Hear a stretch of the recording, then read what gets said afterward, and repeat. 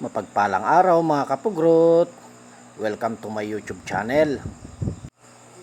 Alam nyo ba mga kapugrot, itong gamot na tinatawag na busbusilak. Itong halamang ito ay mabisang pang-reduce ng uric acid sa ating mga katawan. Lalong-lalo na sa mga tinatamaan na ng rayuma na katulad ko. So ang gagawin lamang po ay kumuha ng dahon or isama na natin yung tangkay. Ayan, pumutol ng tangkay at hugasan at pakuluan. At siguraduhin pakuluan ng medyo matagal katulad ng ginawa ko.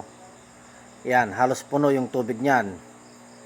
Halos kalahating araw kong pinakuluan yan hanggang sa kumunti na yung tubig. At ang gagawin natin ay ilagay sa baso at gawing tsaa.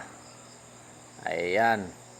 So, pwede rin nating inumin na gawing tubig. So, napakainam na pang-reduce ng ating mga uric acid. Ayan. Siguradong hindi pa tatamaan ang ating kidney katulad ng pag-inom ng mga gamot sa uric acid. Ayan. So, ginawa kong tsaa.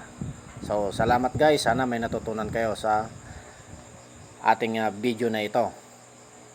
Maraming salamat mga kapugrot.